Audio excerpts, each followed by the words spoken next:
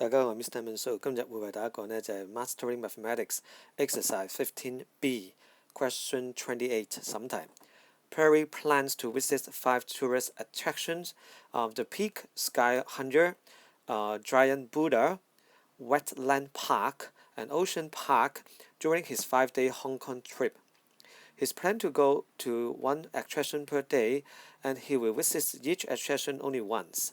In how many ways can he tour the attraction if, Part A, he must visit Sky 100 on the 5th day, and he must not visit the wetland on the 2nd day?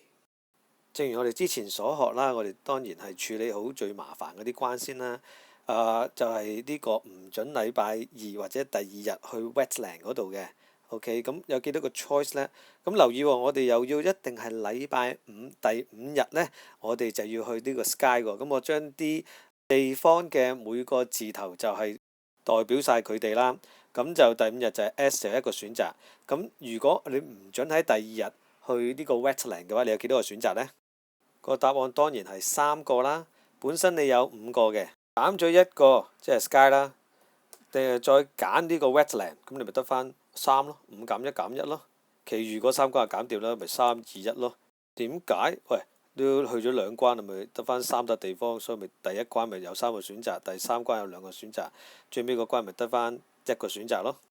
搞掂晒5關啦，即係搞掂晒5關嘅抽獎問題啦。咁啊，過5關咪成咯。3啊該9，9乘2係18咯。咁啊 Part A 答案都搞掂啦，都係。接落嚟當然就搞埋個 Part B 啦。He must not visit the Giant Buddha and Ocean Park on successive days。唔俾企埋一齊，最簡單，我哋玩咗幾次㗎啦。首先呢，就係將嗰個咁Giant Buddha 啦擺出嚟啦 ，Ocean Park 都係一樣啦。OK， 咁剩翻低嗰3個人，我哋呢就排好隊先俾嗰3個人啊。咁排完之後呢，就留晒啲罅落嚟。OK。咁只要呢嗰個 Giant Buddha 同埋 Ocean Park 呢，佢哋去翻晒啲罅度呢，一定俾人隔住㗎啦。而家問題嚟啦，啲3條友排隊點計呢？3個人排隊當然係3 fat 啦。好啦，而家就問啦，Giant Buddha 有幾多個選擇啦？當然係4個啦，有1、2、3、4個箭嘴，4個罅位入去啊嘛，係咪？咁啊4去其1到 Ocean Park 嘅時候呢 ，Ocean Park 呢就只係得翻3個箭嘴俾佢揀嘅啫。5個位置我哋都處理咗啦，即係有5次抽獎啦，5次抽獎全部都係成。